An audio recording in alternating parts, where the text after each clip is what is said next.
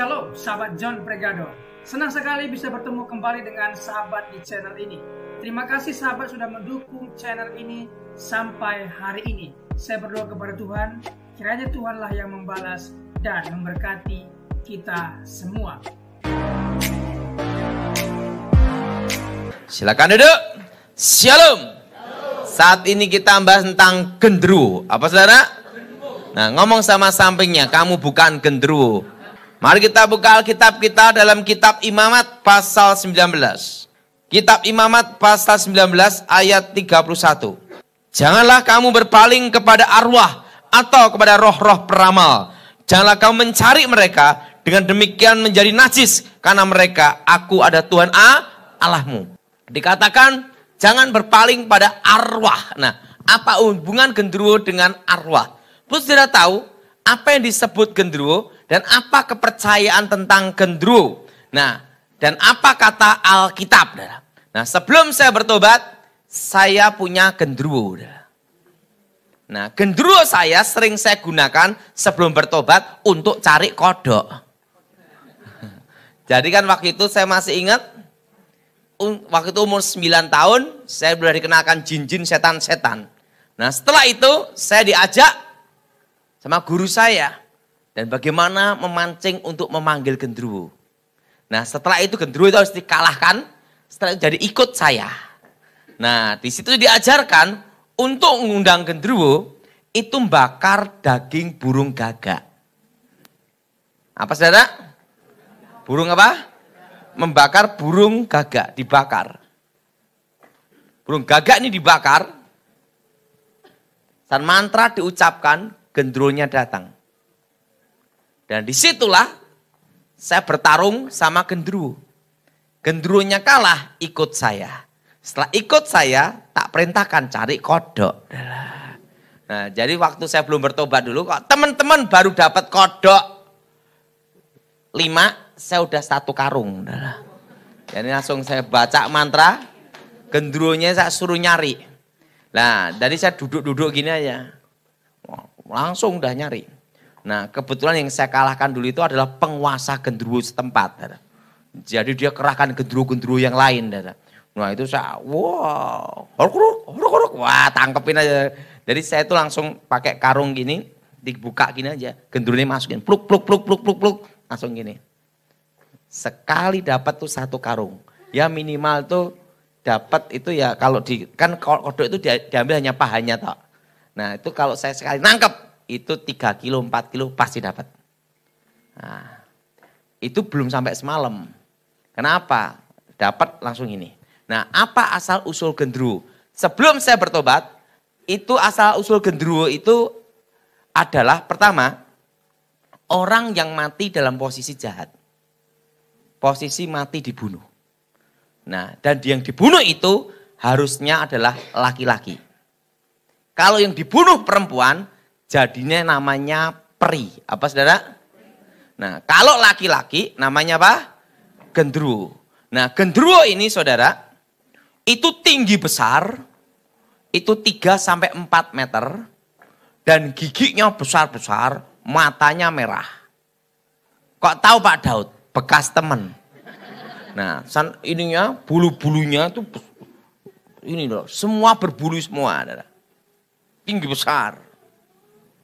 Nah, pertama, orang yang mati dibunuh dalam posisi jahat. Makanya kalau satu rumah, tempat kejadian pembunuhan yang dibunuh itu maling yang mati. Pas maling ketangkep digebukin mati di situ. Saudara. Artinya dalam posisi masih jahat jadi maling kan. Nah, sebelum saya bertobat, itu rohnya jadi genderuwo. Biasanya genderuwo itu suka sekali di pian, di atap. Duduk sambil gini. Nah, jelas? Nah, itu biasanya penjahat yang mati dibunuh. Nah, ini saya ngomong, ini versi sebelum saya bertobat. Nah, kalau yang dibunuh yang kedua, posisi dibunuh di bambu-bambu. Kan ada orang dibunuh di bambu-bambu. Maka rohnya akan ada di pohon bambu itu. biasanya kencing, krocok, krocok, krocok, krocok, krocok, krocok gitu. Dan nanti bambunya gini, wah. Ada yang pernah ngalami? Pernah ngalami? Bambunya, wah. Nah, berarti kalau sebelum saya bertobat, ada orang yang dibunuh di bambu itu. Tapi dalam posisinya masih jahat. Jelas? Jelas? Nah, kalau sebelum saya bertobat, dia menuntut terus. Nah, yang ketiga, bambu sang itu yang ketiga adalah pohon besar. Pohon beringin atau pohon apapun, atau trembesi biasanya. Tapi ingat, posisi pohon itu dulunya ada orang yang mati dibunuh dalam posisi masih jahat. Jadi sebelum saya bertobat, orang yang dibunuh dalam posisi jahat dan mati di situ, darah yang menuntut jadi genderuwo. Jelas? Jelas? Jelas? Dan untuk ngundang genderuwo sebelum saya bertobat, itu pakai burung gagak. Dan genderuwo itu punya cincin. Cincinnya itu namanya cocoludiro. Kalau dapat cincin itu, dipakai gini, plek, hilang. Nah, Pak Tony pernah punya enggak? Punya. Makanya dulu sebelum bertobat saya bisa ngilang. Karena cincinnya itu adalah kekuatan siluman itu. Itu kalau dipakai gini, tep, slap, hilang. Jadi genderuwo itu ada cincin namanya cocoludiro. Segini modelnya.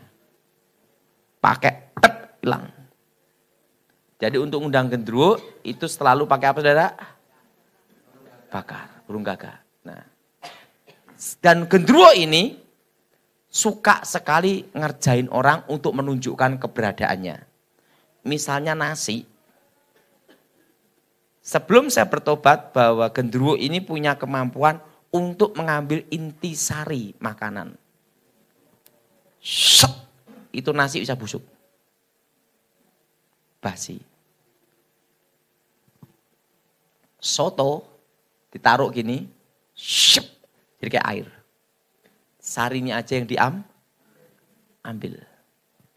Nah, dan kalau orang pelihara genderuwo, sebelum saya bertobat, setiap malam Jumat, setiap pintu-pintunya harus dikasih kembang setaman. Bunga. Nah, kembang setaman itu mawar, dan ada lagi namanya kenanga, saya itu kembang kantil. Taruh di setiap pintu. Itu sebelum saya bertobat. Dan genderuwo ini bisa merubah wujud. Apa saudara? Merubah apa? Merubah wujud. Merubah wujud apa? Nah, yang jadi pertanyaan, apa genderuwo bisa menghamili manusia? Gitu. Betul? Kan banyak orang tanya. Misalnya suaminya baru pergi. Langsung itu genderuwo ini bisa merubah wujud. Mirip suaminya. Persis. Tapi sebenarnya itu kalau cirinya, kalau dia berubah wujud, itu ada bau tidak enak. Yang jelas bukan bau got. Baunya tidak enak. Jelas? Baunya saudara? Baunya tidak enak. Sangit, kalau jangan ngomong sangit. Kayak sangit itu kayak bau apa kebakar itu saudara. Nah, berubah, syep. Setelah itu berhubungan badan.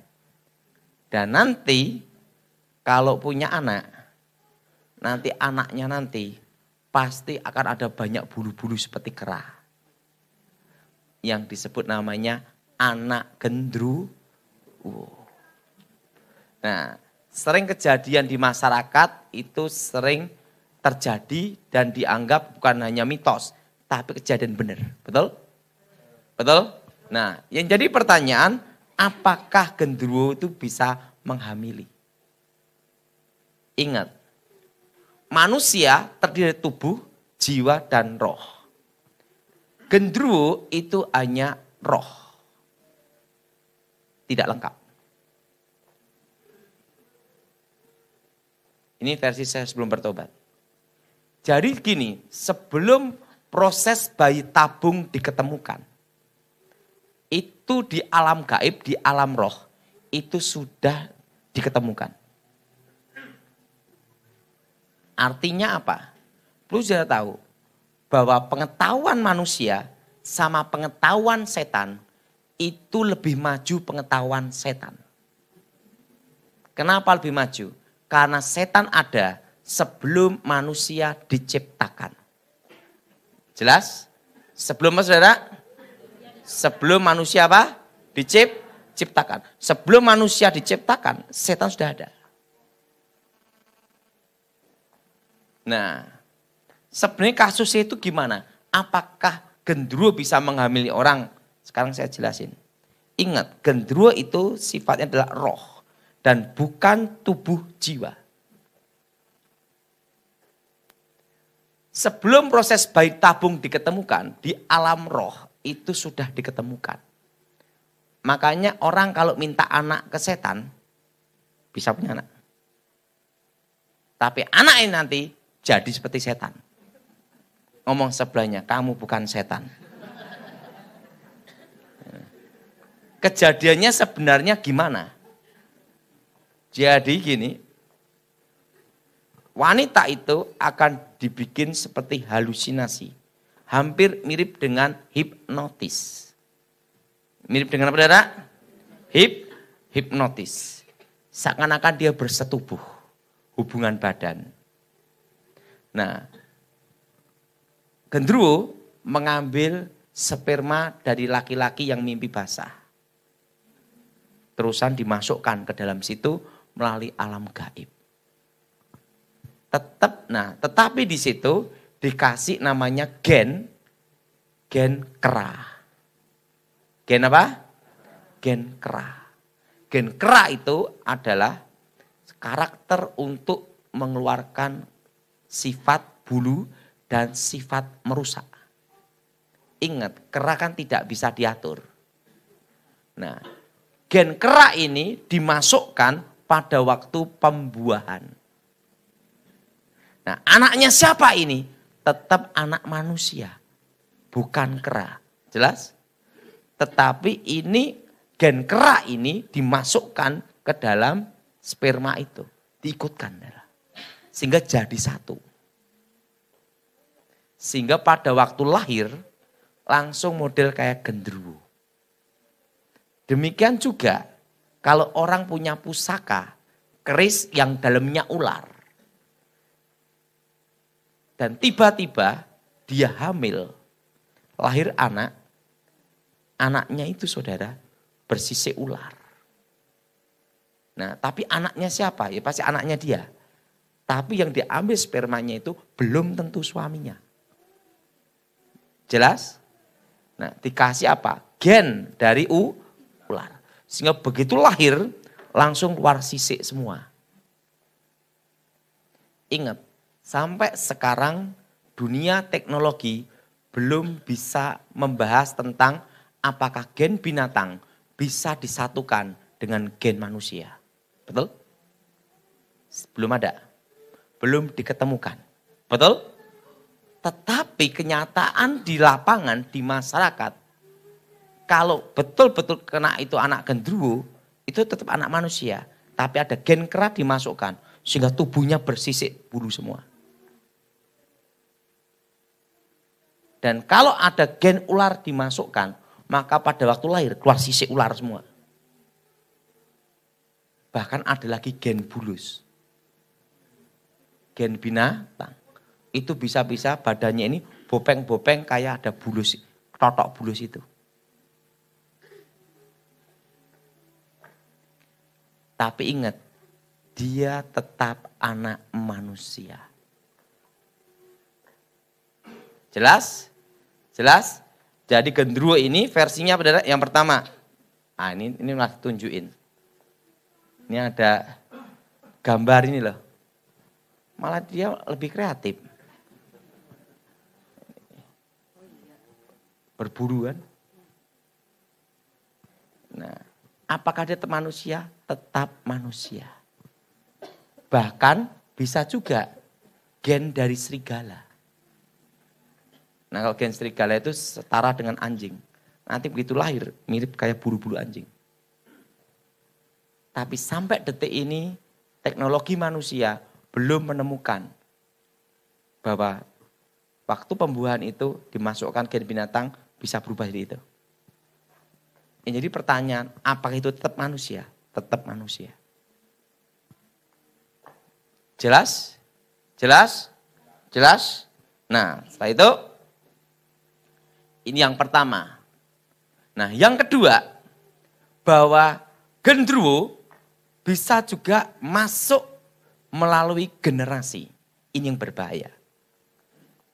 Jadi gini, kakek neneknya pelihara ilmu gaib mistik. Dan salah satunya adalah genderuwo. Karena kadang itu di rumah kuno itu ada genderuwonya. Ada apa, saudara? Nah, pada waktu yang bersangkutan belum sempat nurunkan ilmunya atau genderuwo ini suruh ikut seseorang. Ingat, kutuk itu sampai 3-4 generasi. Nah, pada waktu itu dia pelihara genderuwo, tapi genderuwonya ini belum sempat diikutkan siapa. Atau minta kekayaan sama genderuwo. Biasanya untuk pelangglarisan atau kenaikan pangkat. Atau ilmu untuk mencuri. Nah setelah itu dia mati. Tapi dia punya anak cucu. Belum sempat genderuwo ini diserah terimakan. Apa saudara? Maka genderuwo ini akan masuk ke generasi. Masuk apa saudara? Masuk ke generasi. Generasi dari kakek neneknya ini masuk keturunan. 3-4 sejak lahir. Sejak apa saudara? Sejak lahir. Dan di bawah usia 5 tahun, dia bisa kemampuan melihat setan. Kemampuan apa saudara? Melihat apa? Melihat setan. Dan komunikasi dengan setan. Ingat, merasakan adanya setan, semua manusia dan binatang bisa merasakan. Anjing ada setan lewat. Au! Betul? Bukannya saya mirip dia. Jelas? Jelas? Tapi tidak semua manusia bisa lihat setan. Kalau yang dari Tuhan itu didapat setelah bertobat. Itu pun tidak bisa dipergunakan setiap saat. Kalau Tuhan kehendaki baru lihat. Kalau Tuhan tidak kehendaki tidak bisa lihat. Nah kalau yang dari kutukan nitis. Yang repotnya ini genderuwonya yang nitis adalah. Pada waktu pembuahan sel sperma dan sel telur ini masuk. Plaks juga. Tetap itu anak manusia. Tapi ada roh itu masuk. Nah, itu nanti pada waktu usia 17 tahun. Yang biasa dititiskan, kalau yang kakek neneknya ada genderuwo, yang pelihara, itu masuk ke perempuan. Usia 17 tahun langsung rubah. Langsung jadi seperti laki. Sifatnya jadi laki. Dan dirinya merasa laki. Berarti kakek neneknya dulu ada yang pelihara genderuwo. Belum sempat diserah terimakan. Dan itu nanti sifatnya akan muncul sifat jahat. Nah, kebanyakan yang masalah titisan ini orang banyak belum tahu. Resiko kalau pelihara genderuwo. Makanya dulu sebelum saya bertobat tidak boleh menikah. Karena resikonya kalau belum sempat diserah terimakan, nanti saya punya anak perempuan berubah. Dan dirinya akan merasa adalah laki. Tidak merasa perempuan. Itu namanya bukan tukar roh. Tetapi roh itu sudah menyatu. Dan untuk melepaskan ini susah. Hanya bisa dibebaskan di dalam nama Tuhan Yesus. Dan kedua, yang bersangkutan harus sadar bahwa dirinya bukan itu. Selama dia merasa dirinya seperti itu, walaupun didoain sampai pendeta ludah habis sampai nungging, tidak bisa. Itu kalau kakek neneknya resikonya karo pelihara genderuwo. Jelas? Jelas? Akan masuk ke generasi. Dan usia 17 tahun akan berubah dulu. Jadi seperti laki. Dan biasanya dia melihat mimpi atau roh lain dulu. Nah setelah itu puncaknya usia 19 berubah. Jadi laki benar. Dan usia 25. Nah kutukannya bertambah. Dan dia berubah jadi jahat. Seperti sifat aslinya genderuwo. Dan itu hanya bisa dibebaskan dalam nama Yesus. Dan yang kedua, yang bersangkutan harus punya kemauan sendiri. Sekalipun didoain banyak pendeta, tidak bisa. Kalau dia tidak mau berubah.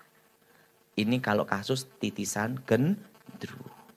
Berarti kakek neneknya ada yang pelihara genderuwo. Ini dengan bencong atau lesbi beda. Bencong atau lesbi atau homo bisa karena pergaulan.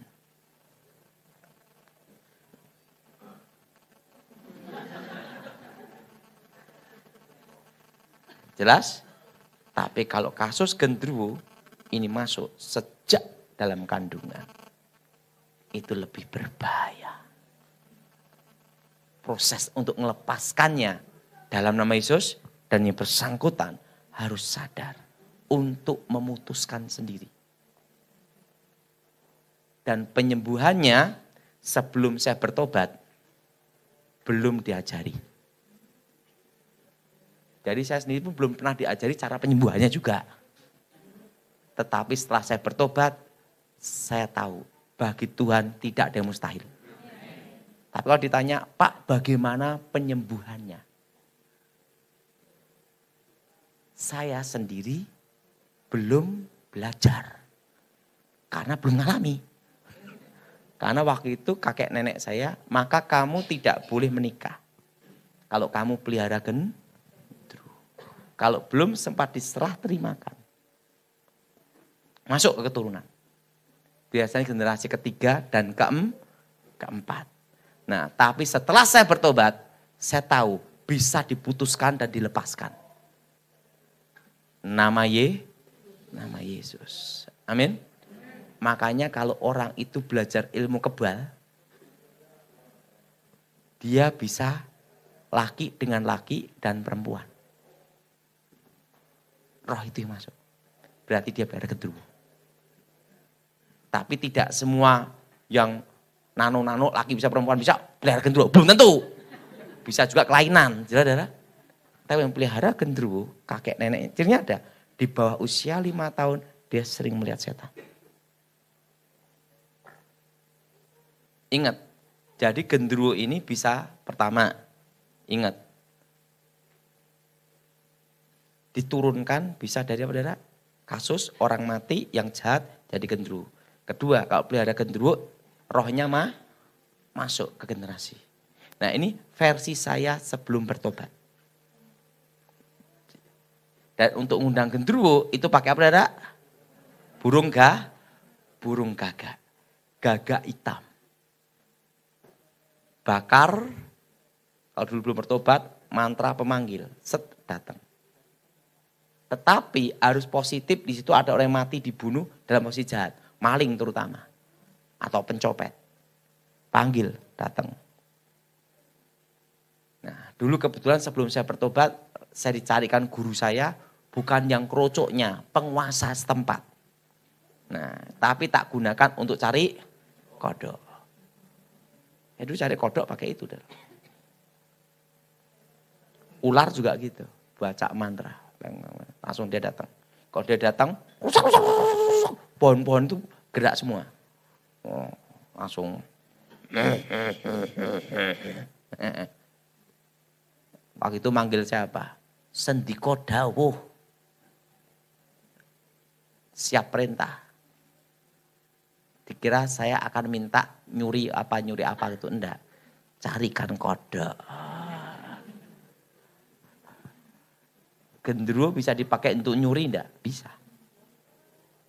Bukan hanya tuyul. Kalau yang nyuri itu gendruwo ada cirinya. Tempat yang dia curi itu bau kentut. Bau. Berarti nyuri gendruwo. Belum tentu tuyul. Ini versi saya sebelum bertobat. Nah, setelah saya bertobat, gendruwo itu rohnya asal dari mana? Setan yang menyamar. Kalau kita mati dalam Tuhan, detik itu juga kita ada di Firdaus. Untuk menunggu hari pembagian mahkota, memerintah bersama Tuhan. Yang tidak dalam Tuhan, atau yang mati bunuh diri, itu langsung ke dunia orang mati. Tidak berubah jadi gendruwo. Terpisah. Dan saudara tahu, dalam kepercayaan saya belum bertobat, orang yang mati bunuh diri, laki-laki, bisa jadi gendruwo. Jadi penjahat dan orang mati bunuh diri. Nah, kalau dulu belum bertobat, kalau ada yang mati bunuh diri, darahnya dikasih jeruk nipis. Teriak-teriak. Tapi itu ada mantranya. Setelah teriak-teriak dipanggil. Jadi apa? Anak buah. Dia jadi gendruwo. Ini versi sebelum saya bertobat. Nah, setelah saya bertobat, roh manusia itu kembali ke Allah. Tidak berubah jadi setan. Ada anggapan yang salah. Setan itu jadi karena ada manusia-manusia jahat yang mati sebelum waktunya. Atau manusia yang sadis dibunuh jadi setan. Tidak. Yang disebut setan itu adalah sepertiga malaikat jatuh dalam dosa. Jumlah tidak bertambah dan tidak berkurang. Karena malaikat itu tidak beranak, tidak beristri, dan tidak diperanakkan. Jelas? Jelas? Jadi kasus gendruwo ini adalah setan yang menyamar. Terima kasih sudah menyaksikan tayangan kami hari ini. Kami yakin kita diberkati melalui video ini. Banyak pelajaran yang bisa kita ambil. Catat, renungkan dan aplikasikanlah dalam kehidupan kita. Sahabat, dalam hidup ini, kita selalu diperhadapkan dengan pilihan-pilihan. Mau memilih buruk atau baik, pasti ada konsekuensinya yang akan kita pertanggungjawabkan di kemudian hari. Oleh sebab itu, firman Tuhan tegas mengatakan dalam Matius 12 ayat 36, setiap kata sia-sia yang diucapkan orang harus dipertanggungjawabkannya pada hari penghakiman. Ibrani 4 ayat 13. Dan tidak ada suatu makhluk pun yang tersembunyi di hadapannya, sebab segala sesuatu telanjang dan terbuka di depan mata Dia, yang kepadanya kita harus memberikan pertanggungan jawab. Oleh sebab itu kita harus senantiasa menjaga hidup kita sebaik-baiknya. Jangan sampai Tuhan mendapati hidup kita tidak ada bobotnya. Dengan terus menempel pada Tuhan, tekun mengikuti setiap firman rema yang Tuhan sampaikan, hidup kita akan senantiasa diisi oleh kebenaran. Terima kasih sahabat sudah mengikuti dan menyaksikan tayangan kami hari ini. Saya yakin dan percaya kita pasti diberkati melalui tayangan hari ini. Sahabat, bila diberkati dengan tayangan kami, marilah kita dengan murah hati share video ini kepada teman-teman kita yang lain, agar mereka juga tidak kehilangan informasi dan mereka juga diberkati. Diberkati untuk memberkati. Sahabat John Pregador, banyak sekali pelajaran yang kita bisa ambil dari sesi hari ini. Catatlah baik-baik poin-poin yang telah disampaikan, simpan dalam hati, dan diaplikasikan dalam kehidupan sehari-hari. Saya yakin dan percaya itu bisa menjadi pelajaran dan rema buat kita, sekaligus membuat kita bijaksana dan bertanggung jawab dalam menjalani kehidupan ini. Sahabat John Pregador, apapun yang terjadi dalam kehidupan ini, tetaplah percaya kepada Tuhan, bersandar kepada Tuhan, pegang firman Tuhan. Karena firman Tuhan adalah pedoman hidup kita yang menuntun kita kepada jalan yang benar, yang membawa kita kepada keselamatan yang kekal. Jadi sahabat, mari kita mempergunakan waktu ini sebaik-baiknya. Selama hidup, selama masih diberikan kesempatan untuk berkarya, mari kita beri yang terbaik kepada Tuhan. Sahabat, apabila engkau dalam kesusahan, ingatlah firman ini. Marilah kepadaku semua yang letih lesu dan berbeban berat, aku akan memberikan kelegaan kepadamu. Pikulah kuk yang kupasang dan belajarlah kepadaku, karena aku lemah lembut dan rendah hati, dan jiwamu akan mendapatkan ketenangan. Diberkati orang yang mengandalkan Tuhan, yang menaruh harapannya kepada Tuhan.